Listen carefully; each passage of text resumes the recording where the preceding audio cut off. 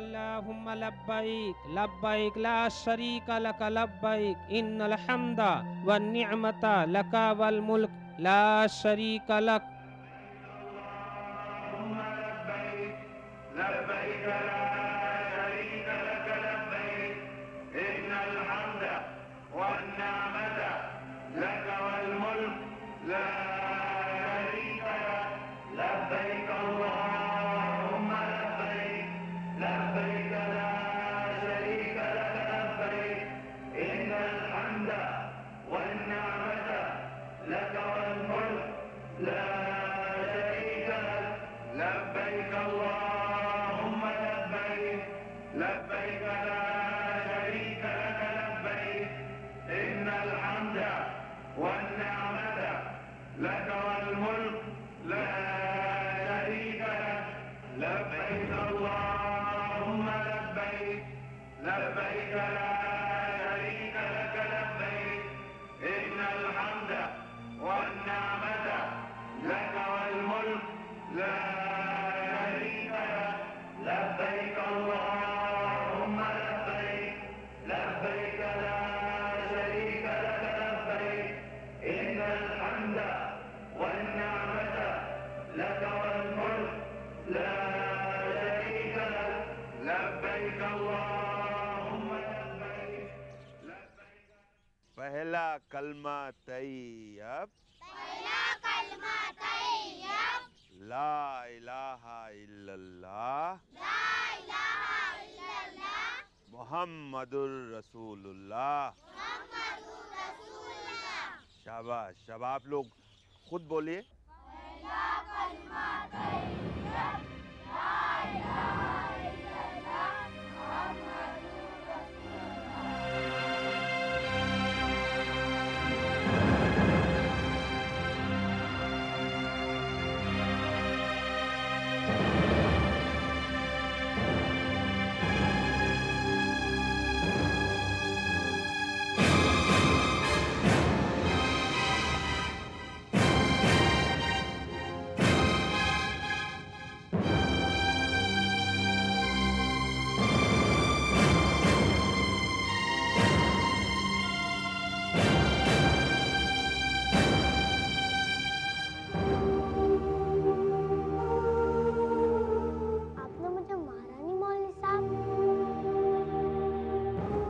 مدرسے آنے میں دیر ہو گئی پھر بھی آپ نے مجھے معاف کر دیا.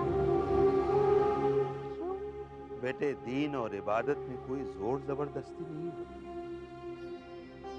یہاں تو آپ اپنی خوشی اپنی مرضی سے آتے ہیں تعلیم کی روشنی حاصل کرنے کے لیے، اور یہاں پر آپ کا رشتہ صرف اللہ سے. وہ تو سب سے بڑا ہے، سب کچھ جاننے والا ہے. اللہ تعالیٰ تو غفور الرحیم ہے بیٹے. جاؤ بیٹھو. ہاں بچوں، تو پچھلے ہفتے ہم نے آپ کو مذہب اسلام کے 5 ارکان بتائے تھے. آپ لوگوں کو یاد ہے نا؟ جی مولوی صاحب. ہاں تو بتائیے تو کون کون سے ہیں؟ کلمہ، نماز، روزہ، زکوٰۃ اور حج. ماشاءاللہ ماشاءاللہ. مولوی صاحب میرے ابو اور امی بھی اس سال حج کرنے جا رہے ہیں. سبحان اللہ. الحمدللہ. بیٹے خوش نصیب ہیں تمہارے والدین جنہیں اللہ رب العزت اپنا مہمان بنانے اپنے گھر بلا رہا ہے. مولوی صاحب کیا سچ میں اللہ کا کوئی گھر بھی ہے؟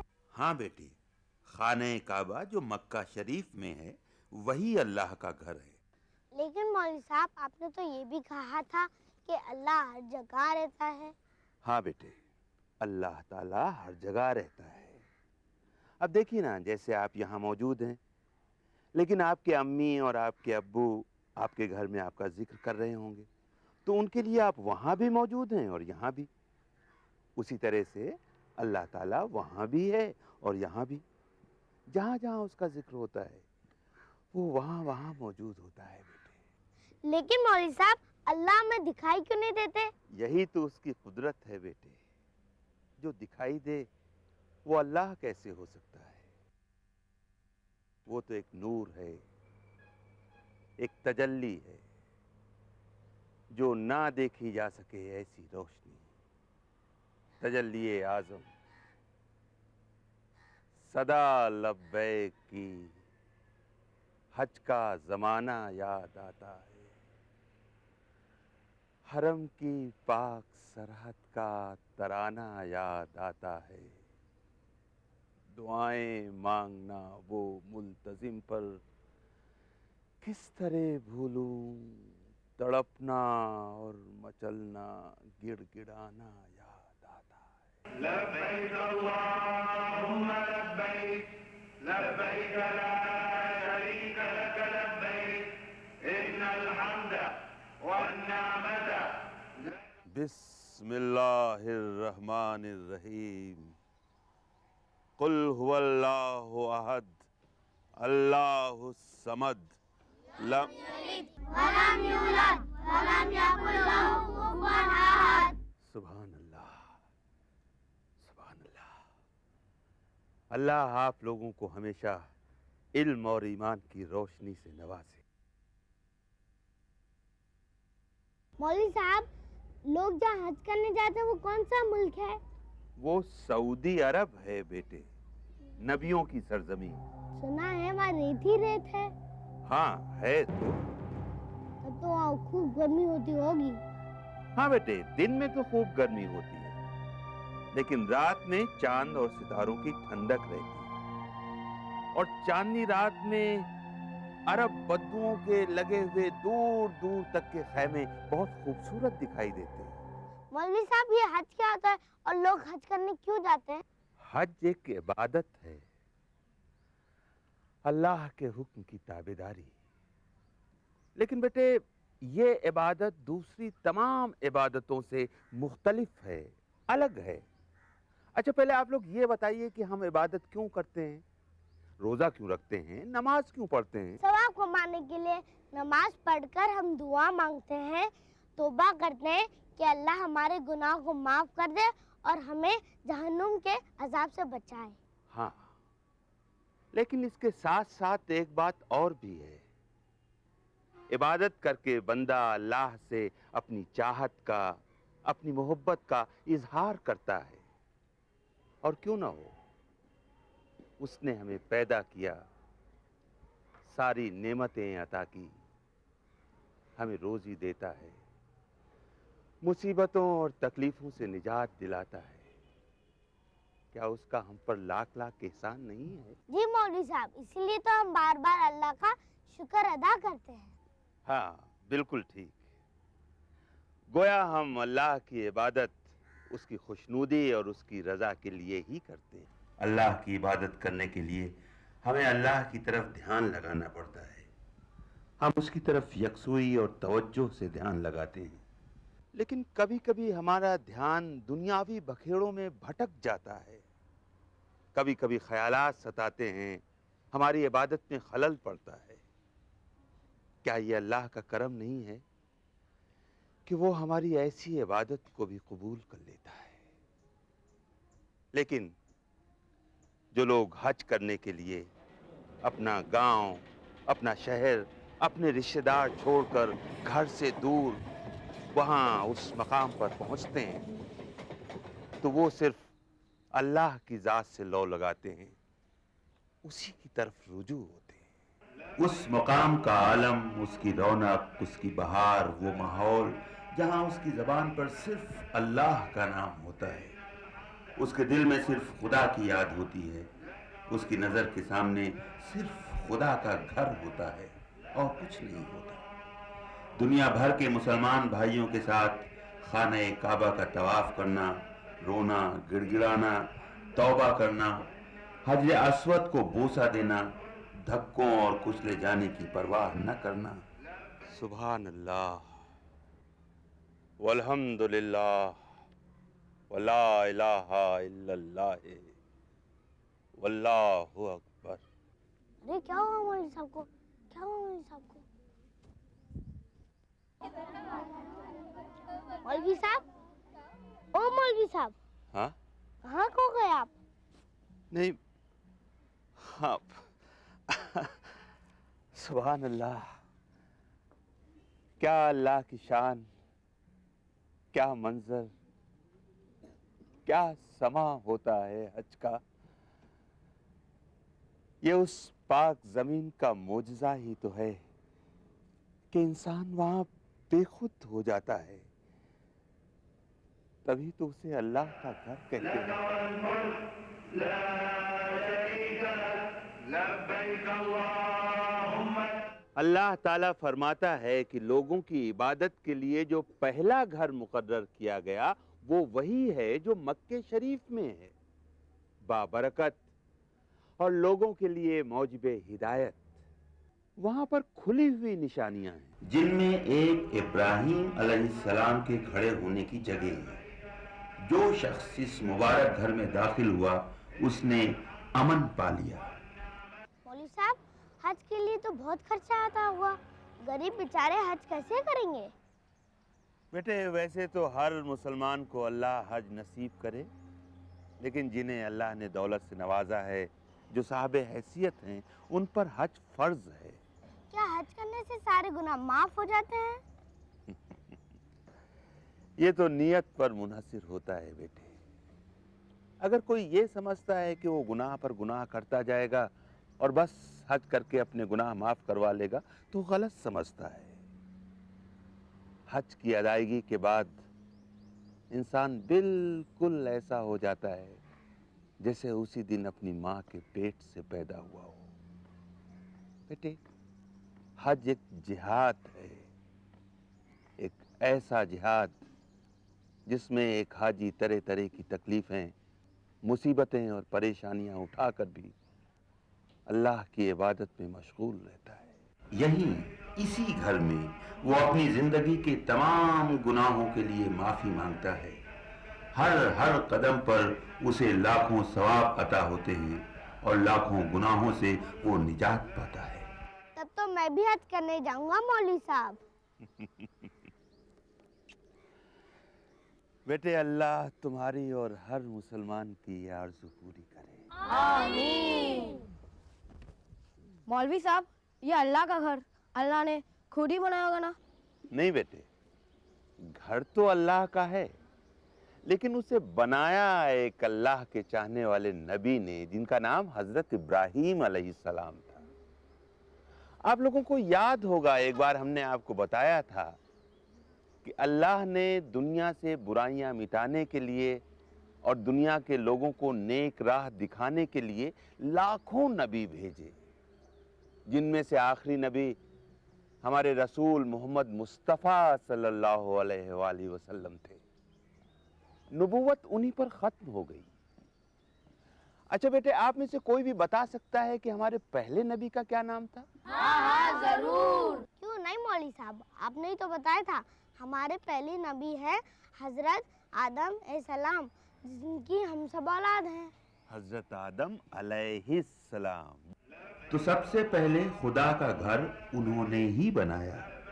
بعد میں حضرت ابراہیم علیہ السلام نے اللہ کے حکم سے اسی جگہ خانہ کعبہ کی دوبارہ تعلیم کی. بچوں ان کی قربانی والا واقعہ آپ لوگوں کو معلوم ہے؟ نہیں مولوی صاحب بتائیے نا کیا واقعہ ہے؟ ایک رات حضرت ابراہیم علیہ السلام کو اللہ تعالیٰ نے حکم دیا کہ اے ابراہیم، اگر تم میری خوشنودی اور رضا حاصل کرنا چاہتے ہو تو اپنی سب سے زیادہ پیاری اور عزیز چیز ہم پر قربان کر دو. حضرت ابراہیم علیہ السلام کو سب سے زیادہ اپنی اولاد یعنی حضرت اسماعیل علیہ السلام عزیز تھے. وہ ان کی قربانی دینے کے لیے تیار ہو گئے. باپ رے، مطلب قربانی؟ ہاں بیٹے، حضرت ابراہیم علیہ السلام نے اپنا دل مضبوط کر کے اپنی آنکھوں پر پٹی باندھ کر اپنے بیٹے کے گلے پر چھری پھیر دی. اللہ کی قدرت، چھری تین بار بے دھار ہو گئی، اس کی دھار ہی ختم ہو گئی. اور جب آخری بار اللہ تعالیٰ کو حضرت ابراہیم کی یہ فرما روائی پسند آئی تو حضرت اسماعیل کی جگہ پر ایک دمبا خدا کی راہ میں قربان ہو گیا. مولوی صاحب یہ دمبا کیا ہوتا ہے؟ ہاں؟ دمبا बेटे, बकरी की नस्ल का एक फरबा एक जानवर होता है, लंबा चौड़ा बड़े बड़े बालों वाला, उसकी दुम पर एक चक्री होती है, इसीलिए उसको दुम्बा कहते हैं, दुम्बा। फिर क्या हुआ मौलवी साहब? फिर अल्लाह ताला ने खुश होकर हजरत इब्राहीम अलैहिस्सलाम से कहा, ऐ इब्राहीम, हमने तुम्हारी कुर्बानी कबूल कर ली, अब तुम हमारे घर की बाकायदा तामीर करो, जहां सारे आलम से अहले ईमान आए, अपने गुनाहों पर नादिम होकर तौबा व इस्तिग़फ़ार करें, हमारी राह में कुर्बानी करें और हम उनके गुनाहों को माफ करें। तो क्या लोग उसी दिन से हज करने जाने लगे? नहीं बेटे, हज तो इस्लाम में पहले भी था, लेकिन उसकी शक्ल अलग थी। अब मुसलमान जो हज करने के लिए जाते हैं वो हमारे नबी मोहम्मद मुस्तफ़ा सल्लल्लाहु अलैहि वसल्लम के उसूल के मुताबिक है। खुदा ताला खुद कुरान पाक में इरशाद फरमाता है, वलिल्लाहि अलन्नासि हिज्जुल बैति मन इस्तताअ इलैहि सबीला। लोगों पर फर्ज है कि जो खुदा के घर तक जाने की हैसियत रखते हैं वो उसका हज करें। लेकिन मौलवी साहब, हिंदुस्तान से इतना दूर हज का सफर करना बड़ा मुश्किल काम होगा। बेटे, ये सफर कोई आम सफर नहीं है, इसमें पाक व पाकीज़गी, नज़्म व ज़ब्त, तहज़ीब व अदब, सब्र व इस्तिक़लाल है। अपने नफ्स की और दुनिया की ख्वाहिशात पर काबू पाना, तकलीफ़ों का, मुश्किलात का सामना करना ही असल हज है। हज का एक मकसद और भी है बेटे। वो क्या है मौलवी साहब? देखो, इस्लाम का एक बहुत अहम उसूल है मसावात। मसावात का मतलब समझते हो ना?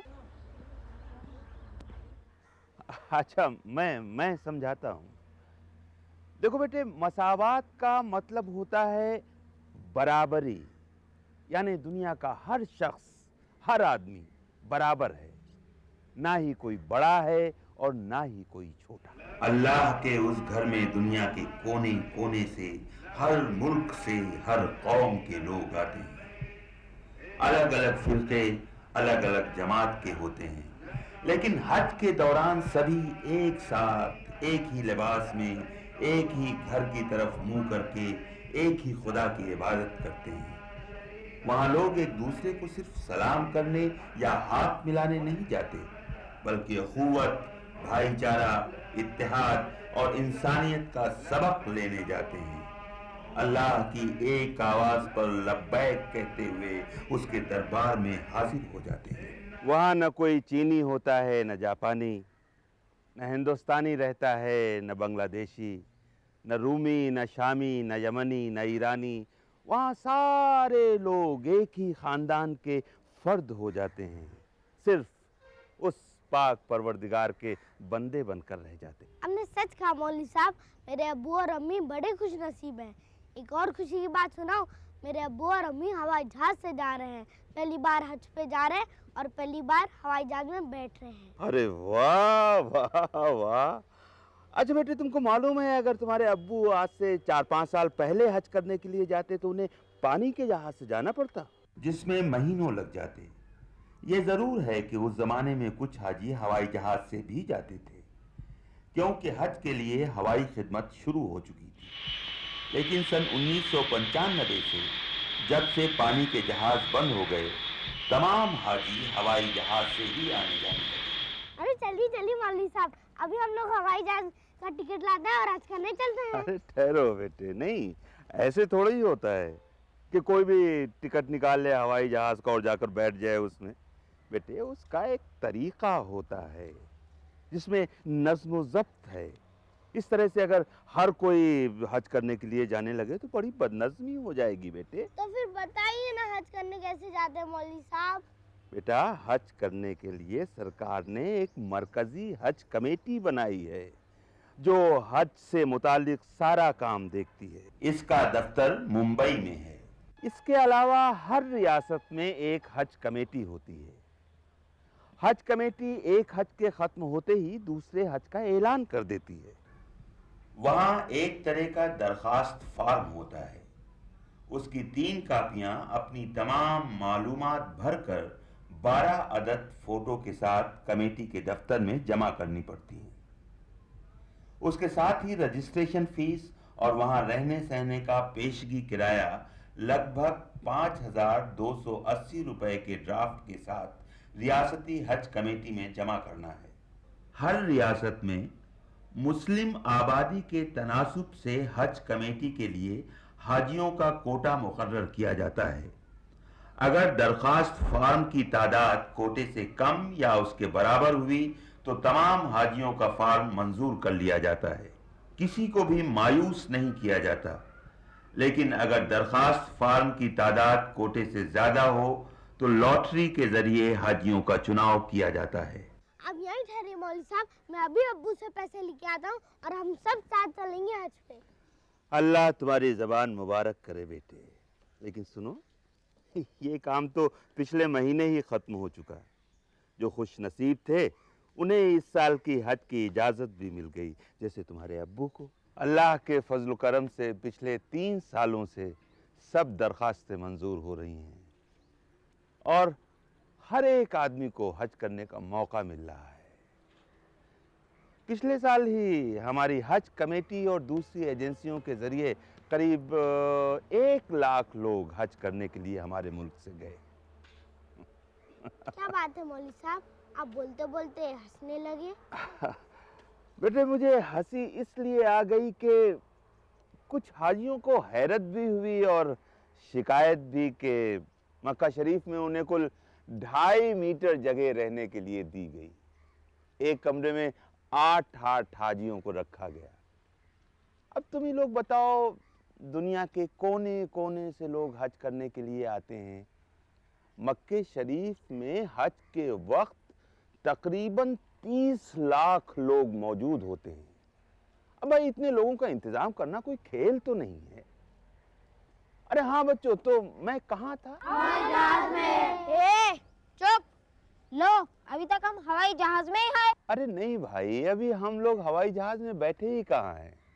پہلے تو ہمیں یہ دیکھنا ہے کہ ہمیں کس ہوائی جہاز میں اور کہاں سے بیٹھنا ہے۔ مطلب پہلے جہاز صرف ممبئی سے روانہ ہوا کرتے تھے، اس لیے ہندوستان بھر کے حاجی پہلے ممبئی آتے تھے، پھر وہاں سے جدہ کے لیے روانہ ہوتے تھے۔ اب ذرا سوچو تو بچوں، آسام سے آنے والا حاجی، کشمیر سے آنے والا حاجی کتنی کتنی تکلیفیں اور مصیبتیں اٹھا کر بسوں میں، ریل گاڑیوں میں 5 6 دنوں میں ممبئی پہنچتا تھا اور پھر صرف 5 گھنٹے کے اندر جدہ روانہ ہو جاتا تھا، وہاں پہنچ جاتا تھا وہ۔ لیکن اب ہماری سرکار نے چنئی سے، کلکتہ سے اور دلی سے اور بنگلور سے بھی ہوائی خدمات شروع کر دی ہیں۔ جموں سے اور کیرل سے آنے والے حاجیوں کے لیے تو ایک اور بھی سہولت ہے بیٹے، وہ لوگ مقامی اڑانوں کے ذریعے اپنے نزدیکی شہر دلی یا چنئی پہنچ جاتے ہیں اور وہاں سے جدہ کے لیے روانہ ہو جاتے ہیں۔ چلو بھائی، یہ مشکل تو آسان ہو گئی، لیکن ایک اہم بات تو رہ ہی گئی۔ وہ کیا مولوی صاحب؟ جس پیسے سے ہم حج کرنے جا رہے ہیں وہ پیسہ کیسا ہے؟ کہیں حرام کی کمائی تو نہیں ہے؟ چوری، بےمانی، 420 سے، امانت میں خیانت کر کے، کسی یتیم یا بیوہ کا حق مار کر تو نہیں کمایا گیا ہے۔ اللہ تعالیٰ نے جن جن ذریعوں سے کمائے ہوئے پیسے کو ناجائز اور حرام قرار دیا ہے، ان پیسوں سے حج جائز نہیں ہے۔ حج کرنے کے لیے حلال کی کمائی ضروری ہے، بہت ضروری ہے بچوں، اس بات کو یاد رکھنا۔ چلو بھائی انور میاں، تمہارے ابو نے حلال کی کمائی اکٹھا کی، حج کی درخواست منظور ہو گئی ان کی، تو اب ان سے کہیے کہ باقی پیسہ بھی جمع کر دیں تاکہ دوسرے انتظامات ہو سکیں۔ ارے ہاں بیٹے انور، تم نے بتایا تھا کہ تمہاری امی بھی حج کرنے جا رہی ہیں۔ جی مولوی صاحب۔ یہ تو بڑی خوش نصیبی ہے کہ وہ محرم کے ساتھ حج کرنے جا رہی ہیں۔ عورتوں کا بنا محرم کے حج کرنا درست نہیں ہے۔ مولوی صاحب، یہ محرم کیا ہوتا ہے؟ محرم وہ مرد ہوتا ہے بیٹے جس سے اس کے خون کے رشتے کی عورتوں کو پردہ نہیں کرنا ہوتا، जैसे शौहर, बेटा, भाई, बाप। हाँ भाई, तो अब आगे क्या करना है? और क्या करना है मौलवी साहब? जिस तारीख को टिकट हो उस तारीख को अबू हवाई जहाज में बैठ जाएंगे और फुर्र से अल्लाह के घर पहुंच जाएंगे। अरे वाह, ऐसे कैसे पहुंच जाएंगे? कुछ सामान वामान नहीं लेना है, कुछ तैयारी वगैरह नहीं करना है क्या? अच्छा, वो भी करनी पड़ती है? हाँ बेटे, अब देखो ना, अल्लाह के घर जा रहे हैं, इतनी दूर इबादत करने, अपने गुनाहों से तौबा करने, तो बेटे कुछ दुआएं वगैरह तो याद करनी ही पड़ेंगी। अब वहां जाकर हमें सिर्फ नमाज ही थोड़ी पढ़नी है, बहुत ढेर सारी दुआएं मांगनी है, हज करना सीखना है। क्योंकि कभी कभी एक छोटी सी गलती की वजह से हज अधूरा रह जाता है, और बेटे अधूरा हज कभी कबूल नहीं होता। इसके लिए हज कमेटी की तरफ से एक किताब मिलती है, उसे हमेशा अपने साथ रखना चाहिए। उसमें हज के सारे अरकान, सारी दुआएं लिखी हैं, कहाँ जाना है, क्या क्या करना है, क्या क्या नहीं करना है, कहाँ कौन सी दुआएं पढ़नी हैं, ये सब उस किताब में लिखा हुआ है। दुआएं अरबी में हैं और अरबी में पढ़ना अफजल है। अबू को तो पढ़ना ही नहीं आता, फिर वो कैसे? अनवर बेटे, अगर तुम्हारे अब्बू अरबी नहीं पढ़ सकते तो वो अपनी मादरी जबान में दुआएं मांग सकते हैं, अल्लाह कबूल करता है। परवरदिगार दिलों की जबान समझता है बेटे, सिर्फ मफहूम पढ़ लेना ही काफी है। चलिए ना मौलवी साहब, और कितनी तैयारी करनी है? अरे ऐसे कैसे चलिए भाई, अभी तो लोगों से मिलना है, दोस्त, अहबाब, रिश्तेदार। हाँ हाँ मौलवी साहब, दावत खाएंगे, खूब दावत खाएंगे।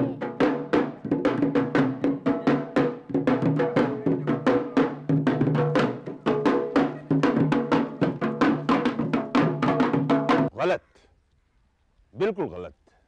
ये दावत, फूल, हार, ये सब खामखा की रस्में हैं, कोई जरूरत नहीं है इनकी। खैर, मैं कुछ और ही कहने जा रहा था।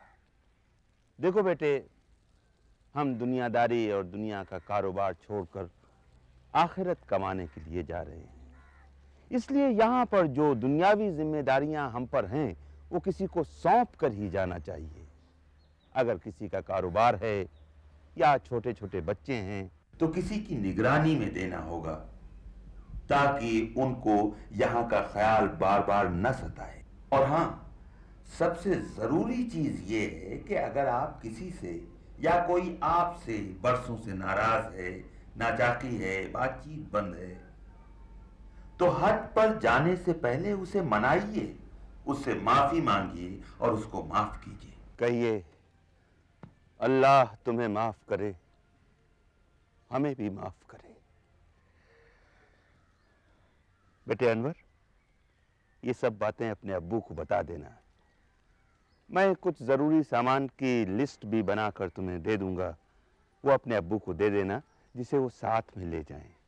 और हाँ, हवाई जहाज में बैठने से पहले अपनी सेहत की जांच जरूर करवा लें। उनसे कहना कि यहाँ के सरकारी अस्पताल से अपना पूरा इलाज करवाएं। अगर मलेरिया का खतरा हो तो उसकी दवाइयाँ भी 1 हफ्ते पहले ही इस्तेमाल कर लें। इसके अलावा दिमागी बुखार का टीका लगवाकर उसका सर्टिफिकेट भी साथ रखना जरूरी है। ये सर्टिफिकेट जद्दा के हवाई अड्डे पर दिखाना होगा। इसके अलावा अपने साथ कुछ दवाएं भी ले जाएं, खास तौर से इलेक्ट्रॉल पाउडर, क्रोसिन, मेटासिन और दूसरी बुखार की दवाइयां भी साथ ले लें। रोजाना इस्तेमाल की दवाइयां जरूर साथ रखनी चाहिए। वैसे मक्का शरीफ, मदीना शरीफ और मिना में सरकारी अस्पताल और दवाखाने हैं जो हाजियों की खिदमत के लिए 24 घंटे खुले रहते हैं और वहां पर उनको मुफ्त दवाइयां दी जाती हैं। लेकिन इसकी नौबत ही ना आए, इसका ख्याल पहले से रखें। बेटे, अपने अब्बू से बता देना कि सऊदी अरब में बहुत बहुत ज्यादा गर्मी पड़ती है, उससे हमेशा बचें। अगर कभी किसी खुली हुई जगह में हो तो धूप की गर्मी से बचने के लिए अपने हाथ और पांव ढांक कर रखें। शरबत और पानी का ज्यादा से ज्यादा इस्तेमाल करें। और हाँ, हैजे से बचने के लिए शक्कर और नमक का मिला हुआ पानी हमेशा पीते रहें। दौरान हज किसी किस्म की जिस्मानी तकलीफ ना हो, इसका ख्याल रखें। समझ गए ना बेटे? जी मौलवी साहब अब और क्या बाकी है? बस अब क्या, अब तो सामान बांधना रह गया। अरे हाँ, सामान पर याद आया बच्चों के, कुछ हाजी लोग अपने साथ इतना ज्यादा सामान ले जाते हैं कि उनके लिए मुसीबत बन जाता है वो, और हज के रास्ते में रुकावट। अच्छा तो तुम लोग बताओ इसके लिए क्या करना चाहिए? कम से कम सामान लेना चाहिए जो बहुत जरूरी है। सामान हल्का हो और इतना हो कि उसे आसानी से उठाया जा सके।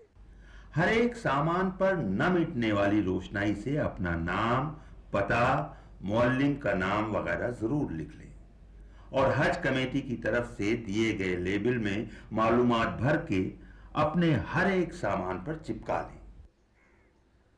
तुम्हारे अब्बू को इस तरह अपना सामान हवाई अड्डे पर और दूसरी जगहों पर तलाश करने में आसानी होगी।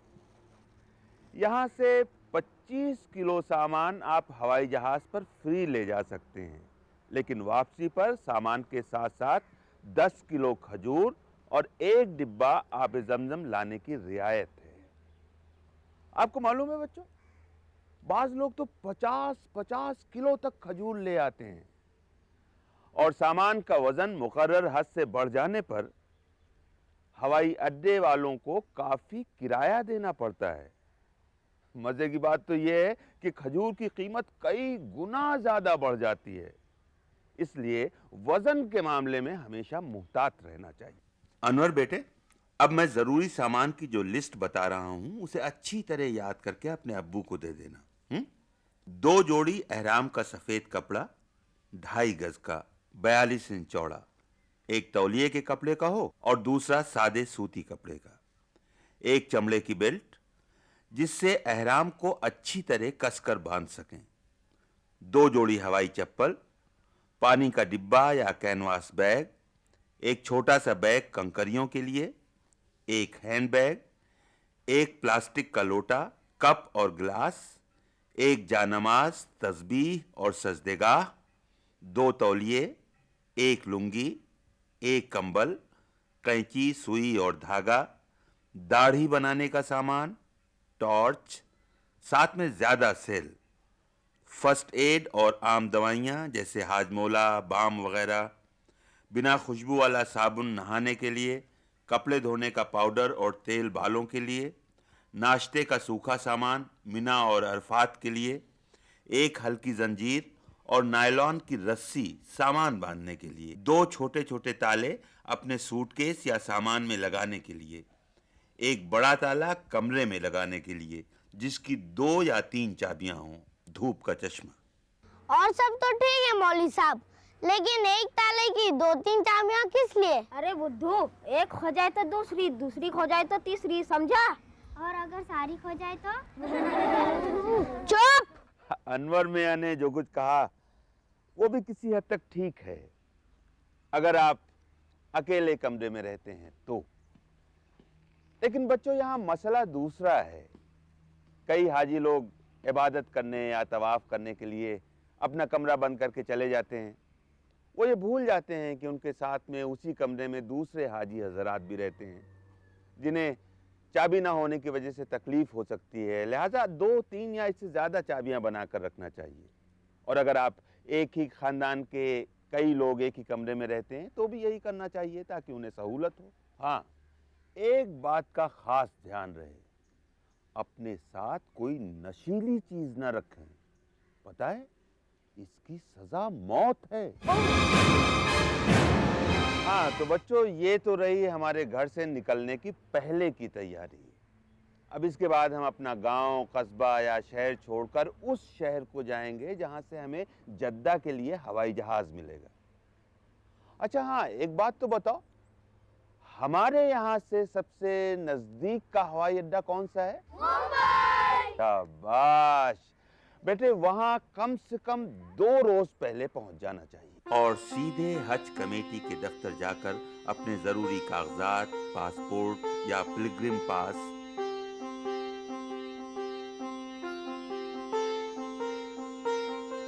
टिकट, पैसों का ड्राफ्ट, शिनाख्ती कार्ड, اسٹیل کے پترے والا شناختی بازوبند وغیرہ حاصل کر کے ان تمام چیزوں کو بڑی حفاظت سے اپنے پاس رکھ لیں۔ یہ کاغذات نہ صرف ہمارے ہندوستانی ہونے کا پکا ثبوت ہیں، بلکہ ہماری پہچان، ہماری شناخت کے لیے بھی بے حد ضروری ہیں۔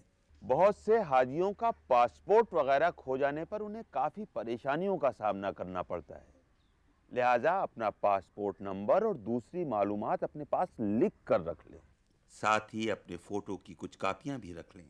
یاد رہے، اپنا پاسپورٹ اور ٹکٹ آپ سوٹ کیس یا لگیج میں نہ ڈال دیں، اسے اپنے پرس میں یا چھوٹے ہینڈ بیگ میں ہمیشہ اپنے ساتھ رکھیں تاکہ ضرورت پڑنے پر افسروں کو دکھانے کے لیے آسانی سے نکال سکیں۔ اپنا ہوائی جہاز کا ٹکٹ خاص طور سے بہت احتیاط کے ساتھ سنبھال کر رکھنا چاہیے، اگر یہ کھو گیا تو پھر ہوائی اڈے سے ہی واپس آنا پڑے گا۔ اب اتنے لاکھوں لوگوں کی بھیڑ میں آپ بھٹک بھی سکتے ہیں، اس کارڈ سے آپ کو مدد ملے گی۔ حاجیوں کو اپنا پتہ، اپنے سامان کی تعداد، کیفیت، اپنی ٹیکسی یا بس کا نمبر، یہ سب کچھ ایک ڈائری میں لکھ کر ہمیشہ اس ڈائری کو اپنے پاس رکھنا چاہیے۔ اور ہاں، اپنے معلم کا نام، پتہ یا فون نمبر زبانی یاد رکھنا چاہیے۔ اب چلیے ہوائی اڈے پر۔ ہوائی اڈے پر جہاز کے وقت سے 3 گھنٹے پہلے پہنچنا ضروری ہے، اور خیال رہے ہوائی اڈے پر بھیڑ بھاڑ، دھوم دھڑاکا نہ کریں۔ اور کئی لوگ تو اپنے ساتھ 10-20 دوست اور رشتہ دار لے کر چلے آتے ہیں، یہ سخت نادانی ہے بیٹے۔ ہاں، ایک بات کا خاص خیال رکھیں، کسی سے کوئی پیکٹ وغیرہ نہ لیں، اس میں خطرہ ہے۔ احرام باندھ لینے کے بعد پھول، ہار اور خوشبو وغیرہ بالکل منع ہے، یہ سب غیر اسلامی ہیں اور اس سے پرہیز کرنا چاہیے۔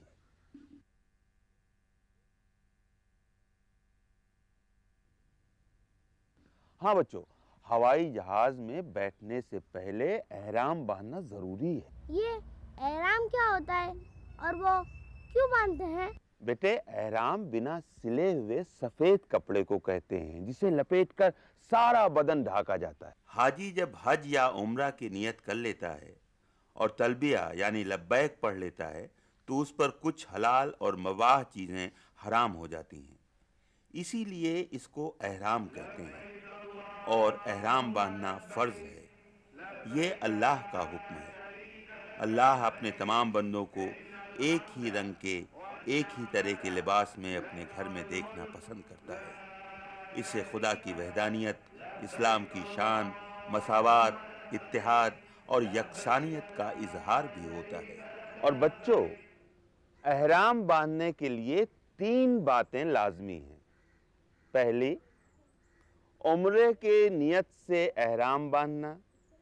دوسری، تلبیہ یعنی لبیک پڑھتے رہنا، لبیک اللہم لبیک لبیک لا شریک لک لبیک ان الحمد والنعمت لک والملک لا شریک لک، یعنی میں حاضر ہوں،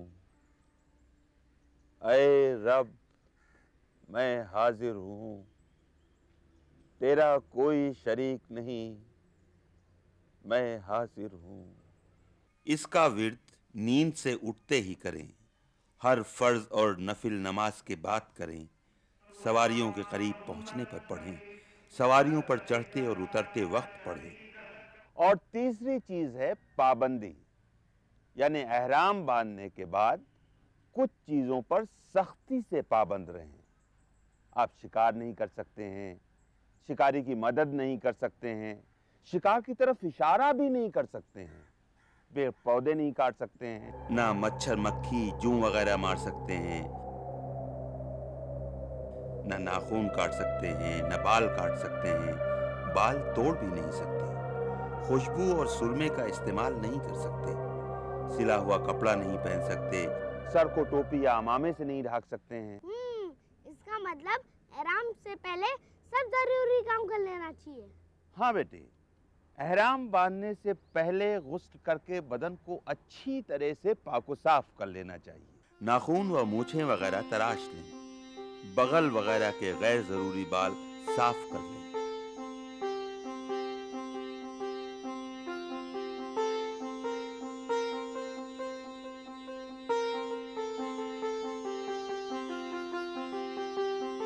अब बच्चों, जिस दिन हज की फ्लाइट मुकर्रर हो उस दिन एहराम बांधें।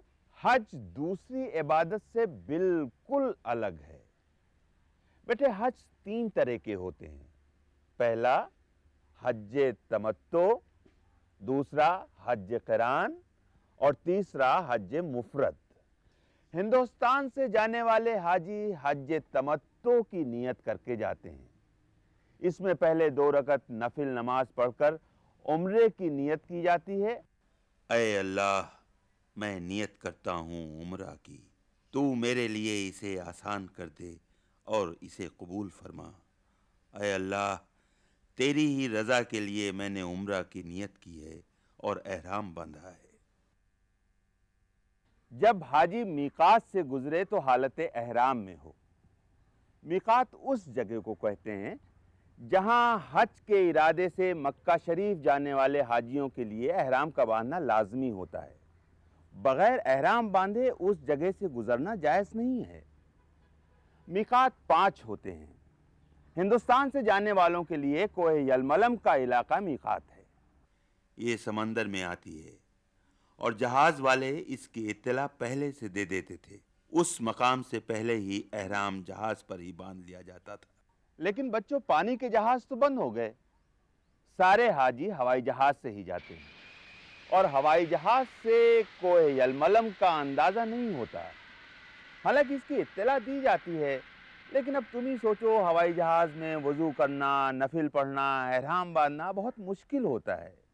इसलिए हवाई जहाज पर चढ़ने से पहले हवाई अड्डे पर ही एहराम बांध लेते हैं।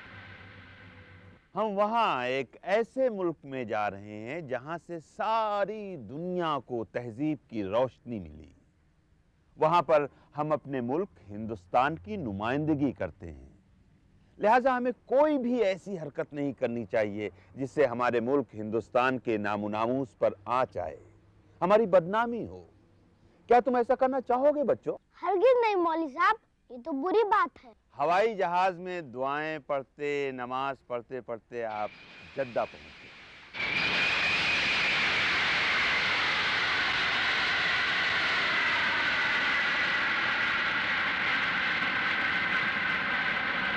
जद्दा हवाई अड्डे के ऊपर अपना ज्यादा से ज्यादा सामान टूट फूट और परेशानी से बचने के लिए अपने पास ही रखें।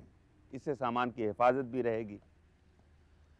कागजात और पासपोर्ट अपने हाथ ही में रखें ताकि सऊदी हुक्काम और हवाई अड्डे के अफसरों को दिखाने में आसानी हो। इससे टाइम की बचत भी होगी। अपने सामान से कभी गाफिल ना रहें। वहाँ पर जद्दा हवाई अड्डे के हॉल में आपको हिंदुस्तानी सफारत खाने का अमला भी दिखाई देगा जो आपकी रहनुमाई करता रहेगा। अब सबसे पहले आप अपना बैंक ड्राफ्ट कैश करा लें, क्योंकि अगर आप कैश नहीं कराते हैं तो बाद में आपको परेशानी हो जाएगी, क्योंकि बस पर बैठते ही आपका मुअल्लिम आपका पासपोर्ट ले लेगा और बैंक ड्राफ्ट बगैर पासपोर्ट के कैश नहीं कराया जा सकता है। इसके बाद आप सही बस पर बैठें और ये देख लें कि आपका सामान उसी बस में रखा गया है कि नहीं, क्योंकि यहीं पर सबसे ज्यादा परेशानी होती है। ये सब बातें जो मैंने बताई हैं याद रहेंगी ना? हाँ मौलवी साहब, सब याद है। आपकी बात में एक कान में डाल के ये कान से निकाल के अपने दिमाग में बैठा देता हूँ, कहीं तो मैं आपको डरा दूं। अरे नहीं नहीं, इसकी जरूरत नहीं है। तो फिर आप जद्दा के हवाई अड्डे से आगे बढ़िए ना। हाँ तो बच्चों, हम जद्दा हवाई अड्डे से बाहर आए और एक ऐसी सरजमीन पर कदम रखा जिसकी तमन्ना हर मुसलमान रखता है, जिसकी आरज़ू हर मुसलमान के दिल में होती है। सुभान अल्लाह, अल्हम्दुलिल्लाह। वो ज़मीं जिस पर नबियों के कदमों के निशान हैं, वो ज़मीं जो हमारे नबी आखिरुज़्ज़मा मोहम्मद मुस्तफ़ा सल्लल्लाहु अलैहि वसल्लम के वजूद का शरफ हासिल कर चुकी है, जहाँ के पेड़ पौधे, परिंदे चरिंदे और ज़र्रे ज़र्रे ने आपका दीदार किया है। वो पाक सरजमीन جہاں کے چپے چپے پر آپ کے قدم مبارک پڑے ہیں۔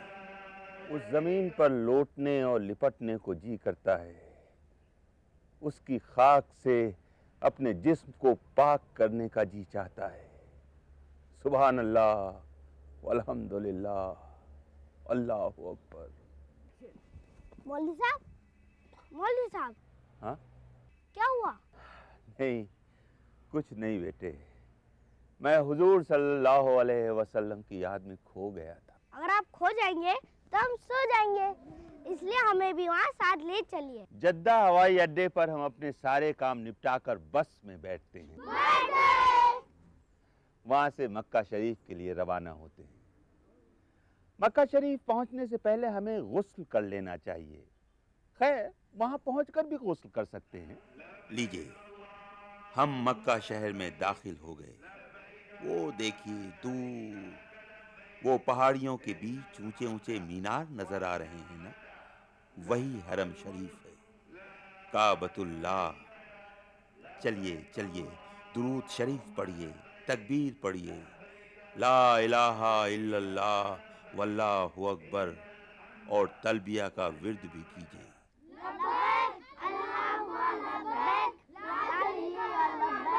تو بچوں، ہم لوگ مکہ شریف پہنچ گئے۔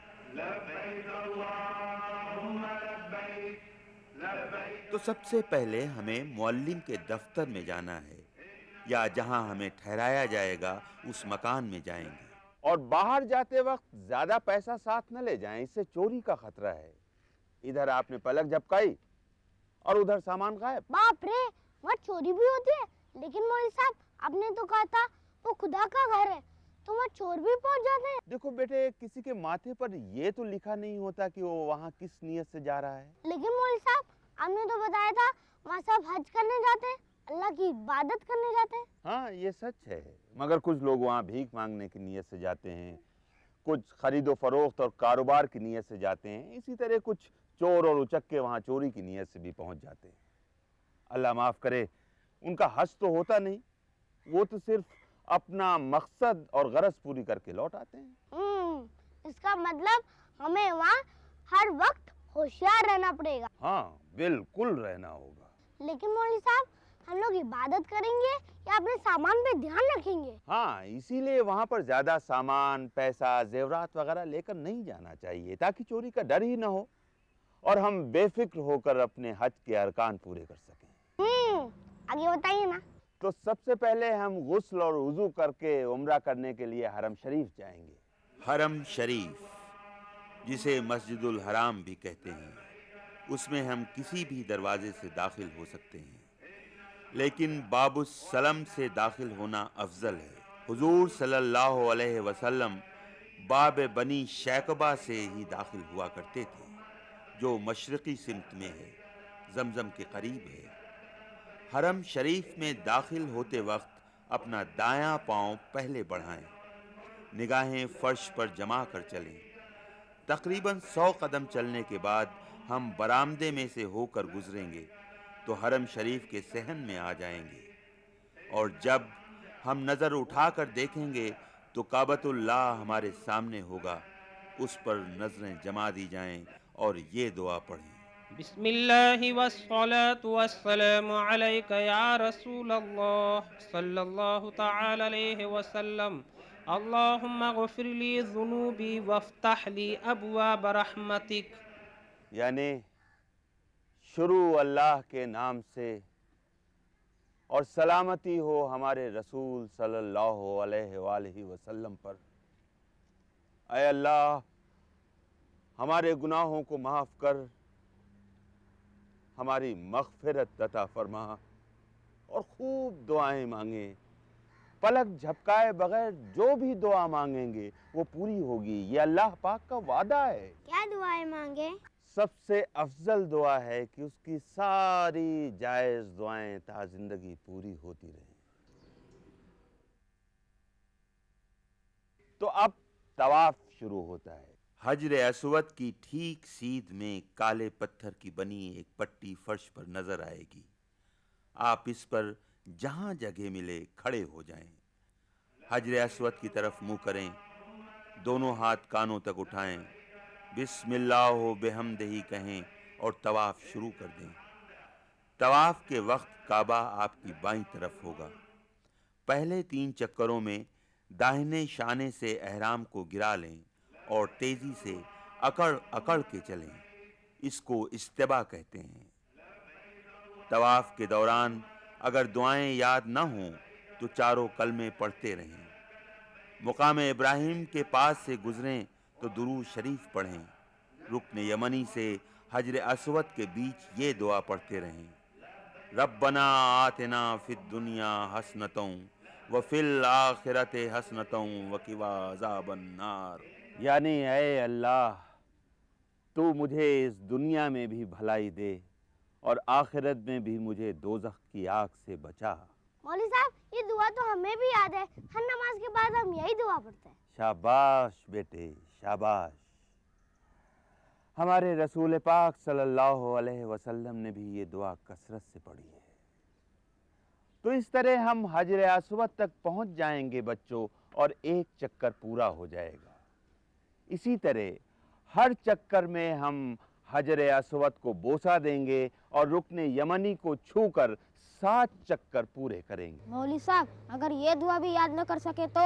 بیٹے اتنا یاد کرنا تو ضروری ہے، لیکن پھر بھی اگر یاد نہ ہو تو سبحان اللہ والحمدللہ واللہ اکبر کا دور ہی کافی ہوگا۔ اور اپنے دل میں یا اپنی زبان سے جو بھی دعا مانگنا چاہیں مانگتے رہیں۔ اگر طواف کے دوران فرض نماز کا وقت ہو جائے تو طواف روک کر پہلے نماز ادا کریں، بعد میں جہاں سے طواف چھوڑا تھا آگے پورا کریں۔ طواف پورا ہو جانے پر ہم پر طواف کی 2 رکعت نماز واجب ہو گئی۔ یہ 2 رکعت نفل ہم مقام ابراہیم میں آ کر ادا کریں تو بہتر ہے۔ اگر جگہ نہ ملے تو حرم شریف کے صحن میں کہیں بھی پڑھی جا سکتی ہے۔ اس نماز کے بعد ہی طواف مکمل ہوتا ہے۔ ہاں، ایک بات کا دھیان رہے، اس دوران ہمیشہ حالت وضو میں ہی رہیں۔ اب ہم مقام ابراہیم میں دعا مانگیں جو ضرور پوری ہوتی ہے۔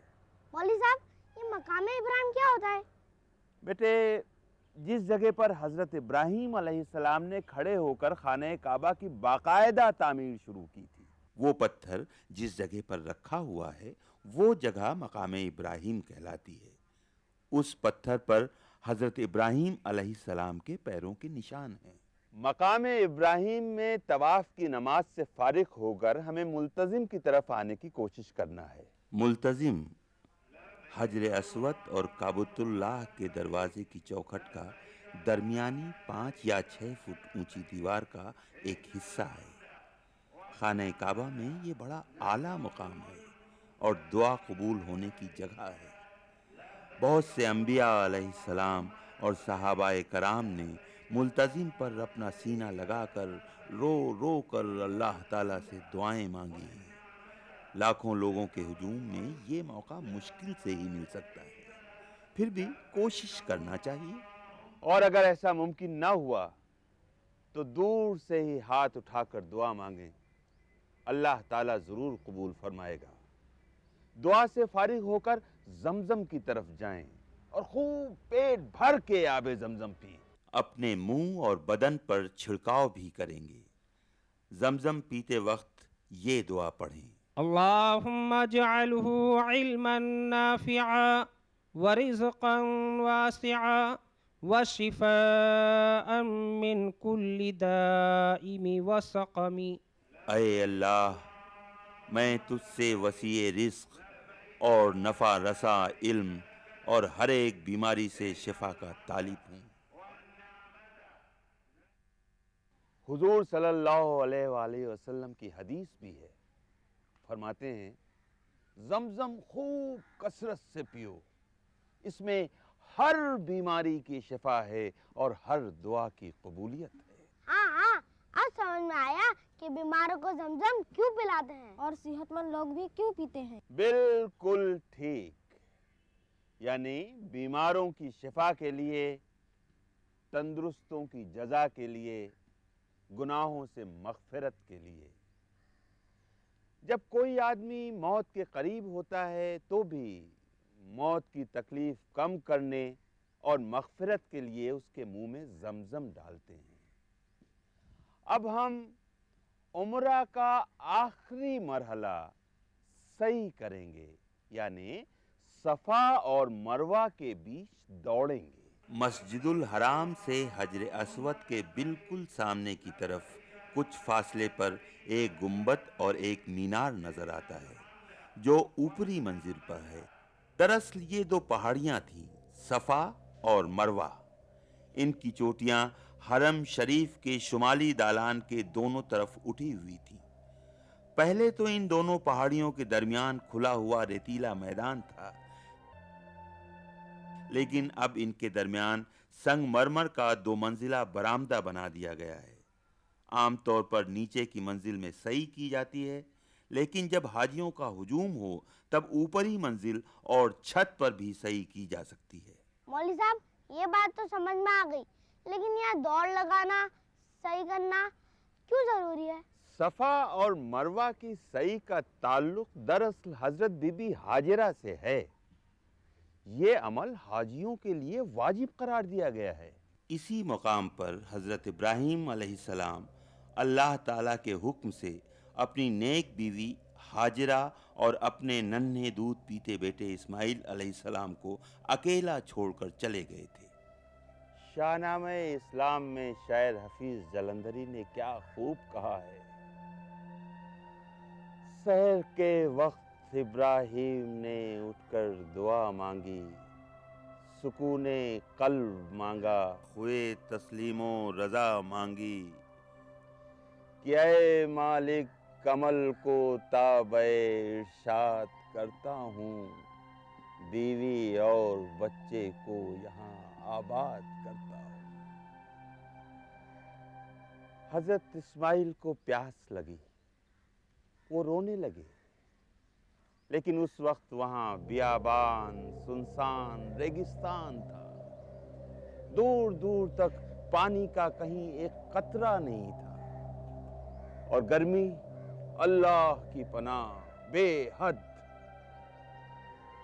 بی بی ہاجرہ سے اپنے بچے کی یہ تڑپ دیکھی نہ گئی۔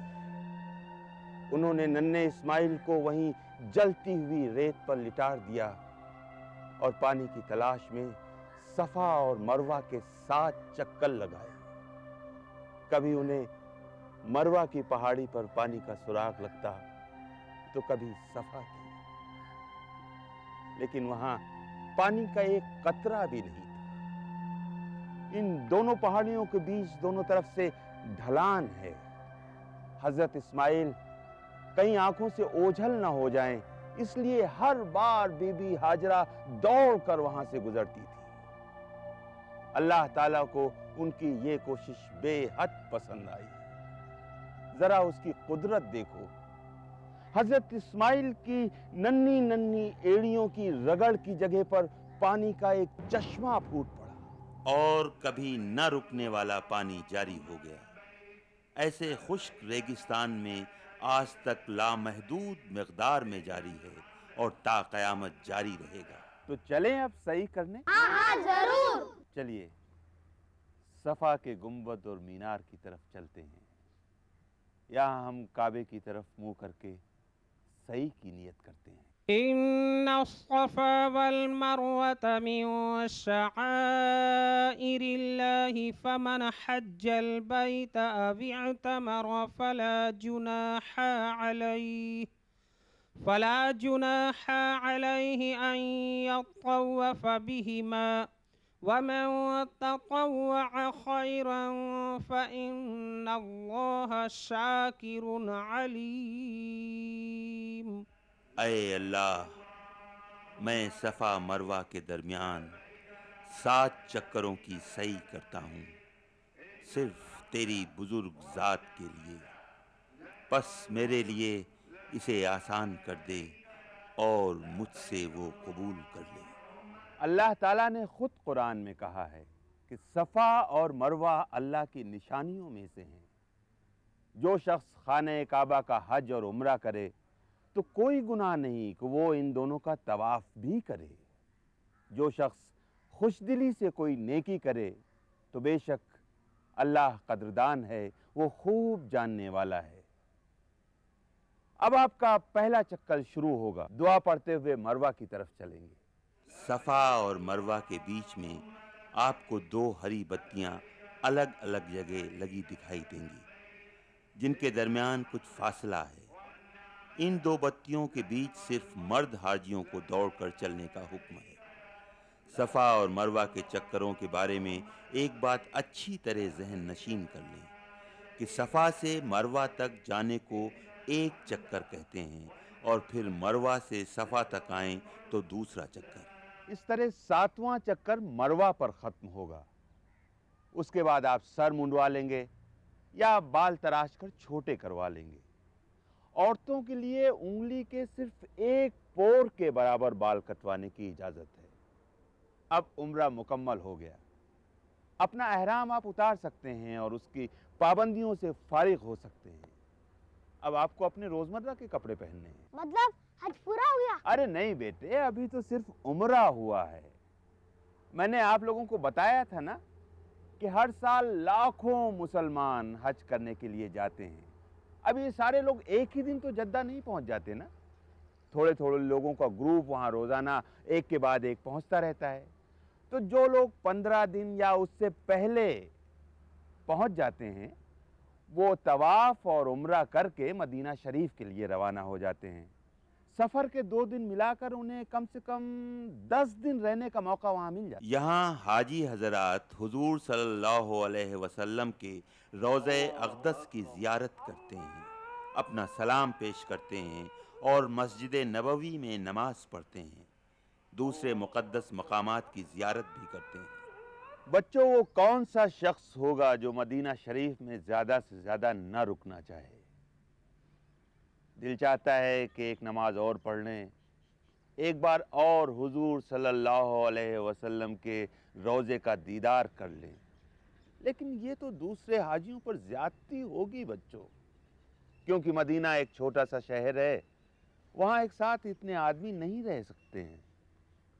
اس لیے آپ کا دل کتنا بھی کرے لیکن وہاں 10 دن سے زیادہ رہنا مناسب نہیں ہے، یہی ٹھیک بھی ہوگا۔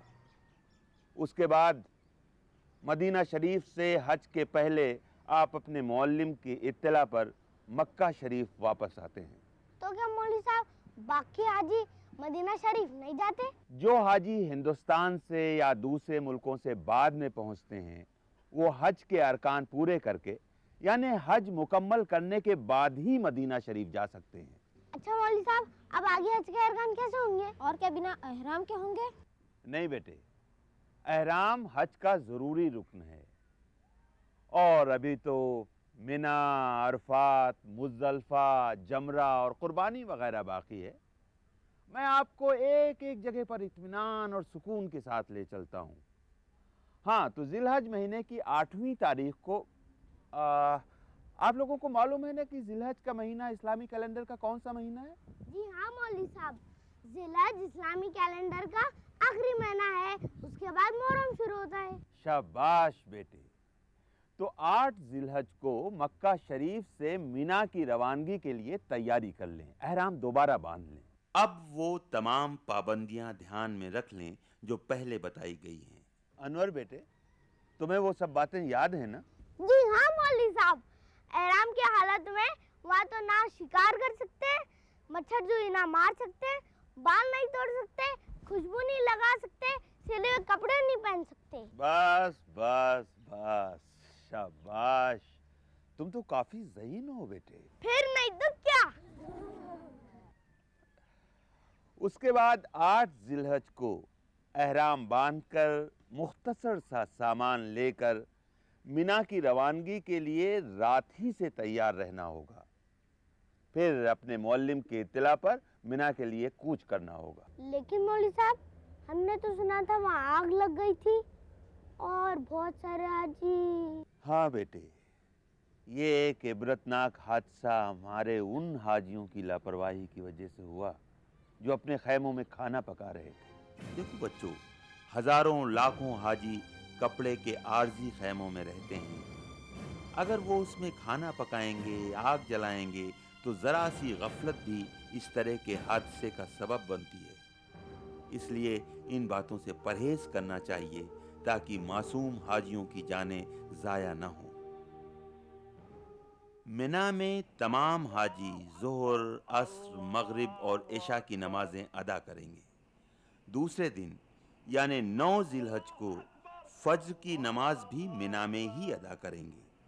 یہ پانچوں نمازیں حضور صلی اللہ علیہ وسلم نے بھی منا میں ہی ادا کی تھی۔ منا میں نمازوں کے علاوہ دوسری عبادتوں، تلاوت قرآن وغیرہ میں مصروف رہیں۔ رات دن توبہ استغفار کریں، روئیں، گڑ گڑائیں اور گناہوں کی معافی مانگیں، کیونکہ اللہ غفور الرحیم ہے۔ بالکل ٹھیک۔ سارے حاجی کیا ہر جگہ پیدل ہی جاتے ہیں؟ نہیں، بالکل نہیں۔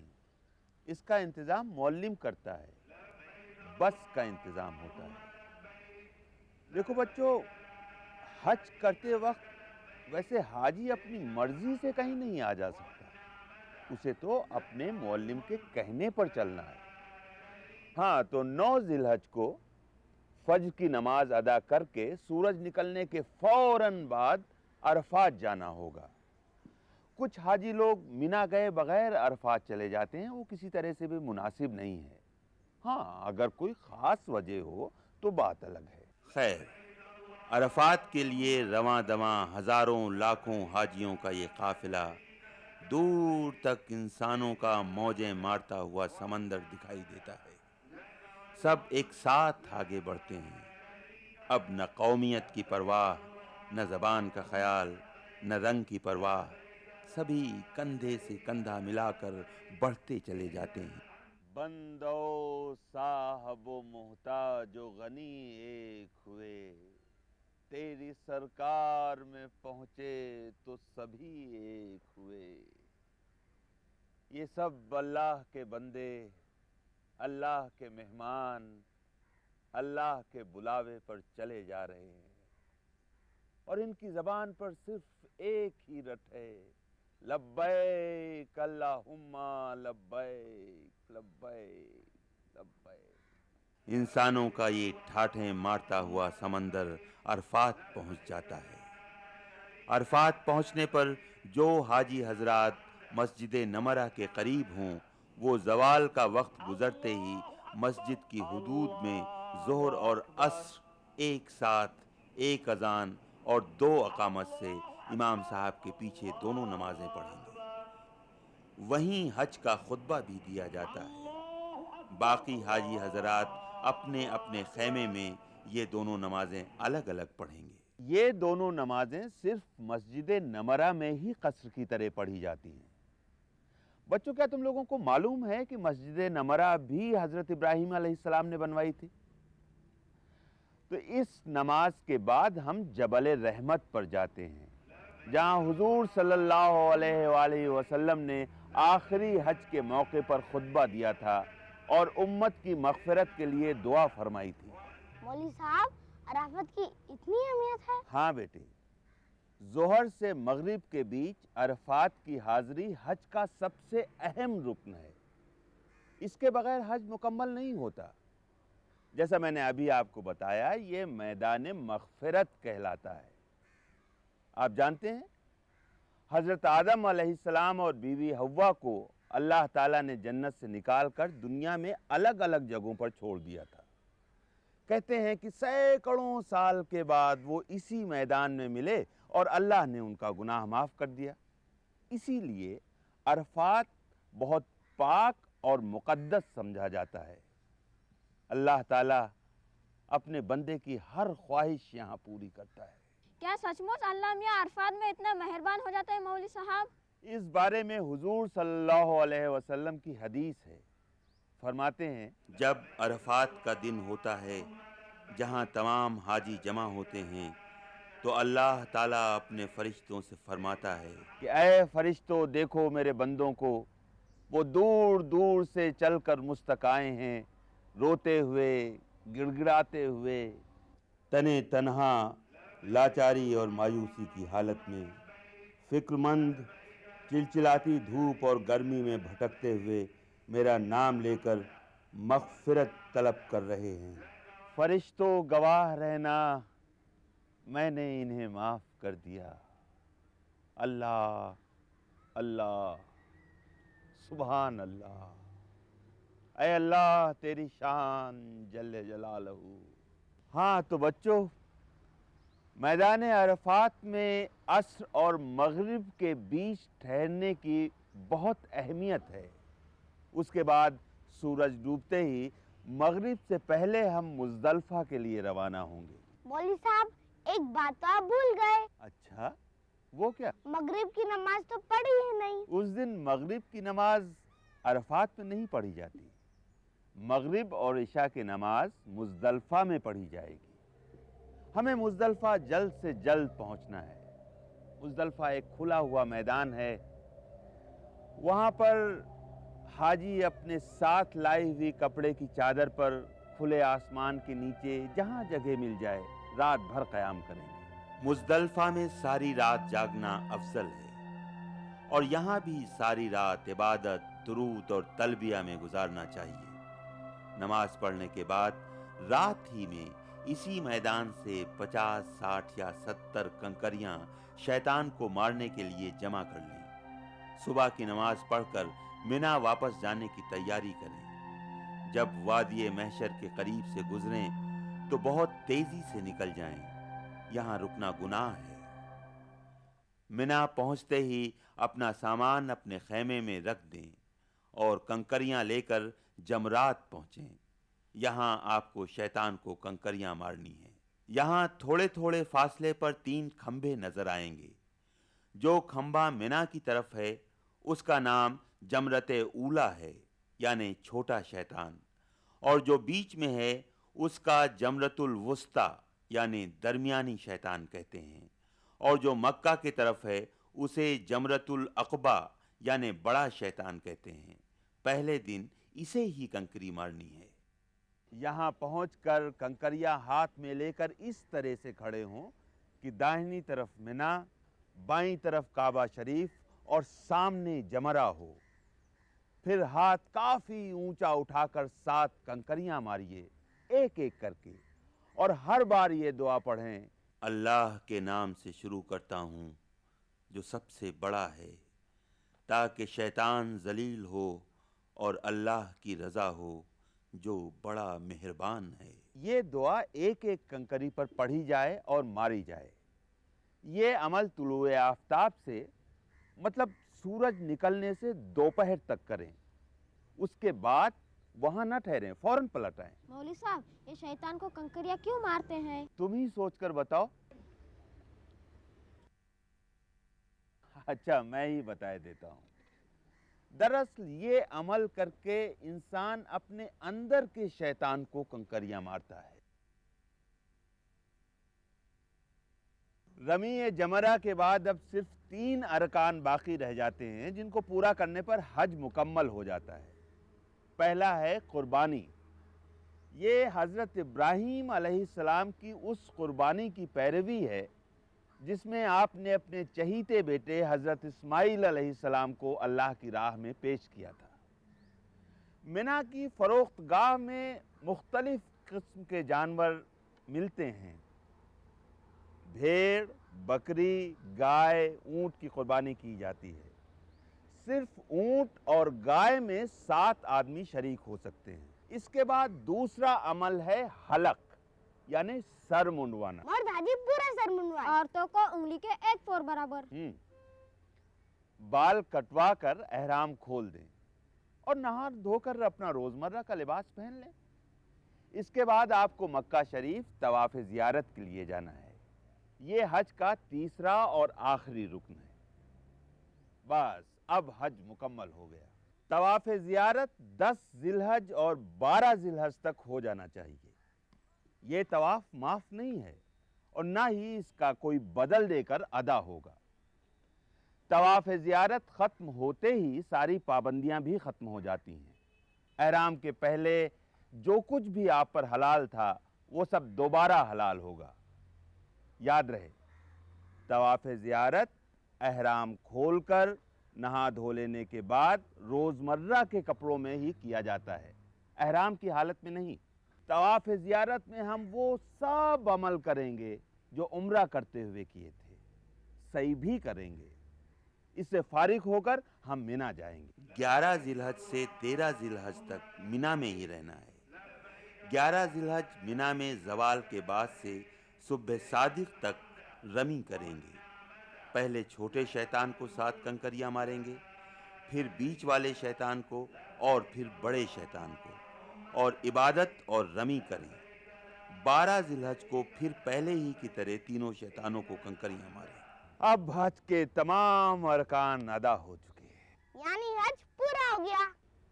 تو حج کی نعمت عظمہ آپ لوگوں کو حاصل ہو چکی. اب ہم مکہ شریف لوٹ آئیں گے. جو حاجی ابھی تک مدینہ شریف نہیں گئے ہیں ان کے جانے کا انتظام معلم کرے گا. باقی لوگ مکہ شریف میں اپنے وطن لوٹنے تک رہیں گے.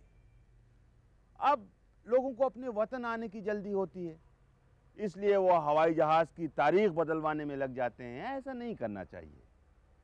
تو اب ہم اپنا سامان سمیٹ کر کھجور اور زمزم لے کر جدہ ہوائی اڈے پر آ جائیں گے. پھر تو ہمارے گھر کھجور اور زمزم آئیں گے، خوب کھائیں گے، خوب پئیں گے. کیا؟ لیکن کھجور 10 کلو اور زمزم 1 ڈبہ. اور نہیں تو کیا. جدہ ہوائی اڈے پر معلم آپ کا پاسپورٹ واپس کر دیتا ہے. اب بھیڑ کی وجہ سے یہاں 30 گھنٹے لگ جاتے ہیں. ویسے قدرتی بات ہے کہ 30-40 لاکھ حاجی حضرات 30 دنوں کے اندر اندر اپنے ملک واپس جاتے ہیں. تو بھائی تھوڑی بہت بھیڑ اور افراتفری تو ہوگی ہی. ویسے اس موقع پر ہمارے حاجی حضرات کو صبر اور استقلال سے کام لینا چاہیے. اپنے کاغذات، پاسپورٹ، ٹکٹ یہ سب ٹھیک ٹھاک رکھیں تاکہ اگر کوئی دیکھنا چاہے تو فوراً دکھا دیں. ٹائم کی بچت ہوگی. سامان کم سے کم ہوگا تو پریشانی بھی کم ہوگی. ہاں، ایک سب سے اہم بات یہ ہے کہ حج کے موقع پر ہماری سرکار کے سفارت خانے کا پورا عملہ قدم قدم پر حاجیوں کی مدد کے لیے مستعد رہتا ہے. آپ کا سامان کھو جائے، آپ کا کاغذ کوئی کھو جائے یا آپ کی کوئی ذاتی پریشانی ہو تو بس آپ ان تک پہنچ جائیں، وہ آپ کی مدد کریں گے. ویسے اگر تھوڑی سی احتیاط برتی جائے تو ظاہر ہے پریشانی کم ہوگی. ہاں، کچھ حاجی لوگ ایسے موقع پر غصہ کرنے لگتے ہیں، جھنجھلا جاتے ہیں. انہیں ایسا نہیں کرنا چاہیے، اس سے کام میں رکاوٹ پڑتی ہے. اور ویسے بھی حج کر لینے کے بعد غصے پر قابو رکھنا تو آنا ہی چاہیے. کیوں انور؟ جی مولوی صاحب.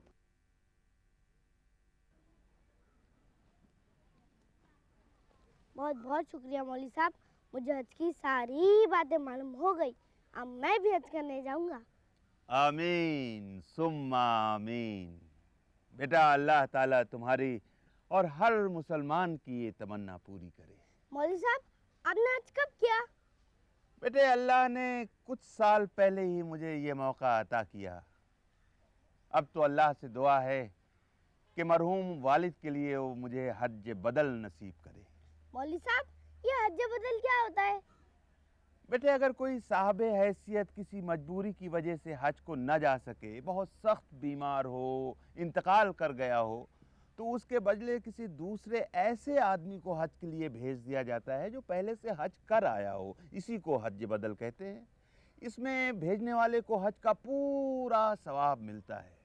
اچھا مولوی صاحب، جب میں بڑا ہو جاؤں گا اور خوب روپے کماؤں گا تو میں سب سے پہلے آپ کو حج بدل کرواؤں گا. ارے واہ، جیتے رہیے. ابو، میرے ابو آ گئے. میرے ابو السلام آ گئے. علیکم مولوی صاحب. وعلیکم السلام ورحمۃ اللہ وبرکاتہ. ارے بھائی صاحب، ابھی انور نے بتایا کہ آپ بھی حج کے لیے تشریف لیے جا رہے ہیں. جی ہاں مولوی صاحب. مولوی صاحب یہ سب آپ کی دعاؤں کا طفیل ہے جو مجھے حج کرنے کا موقع ملا ہے. آپ بڑے خوش نصیب ہیں بھائی جو اللہ نے آپ کو یہ موقع عطا کیا.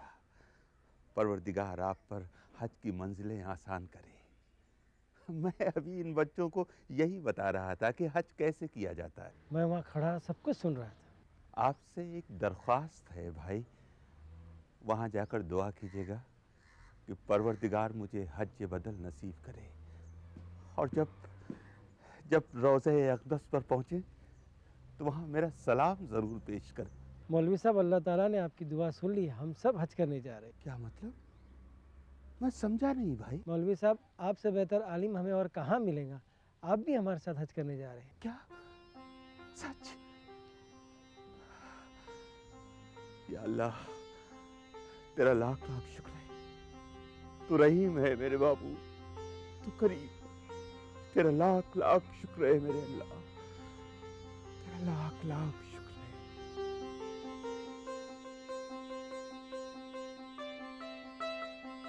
मौलवी साहब, आओ हज करें।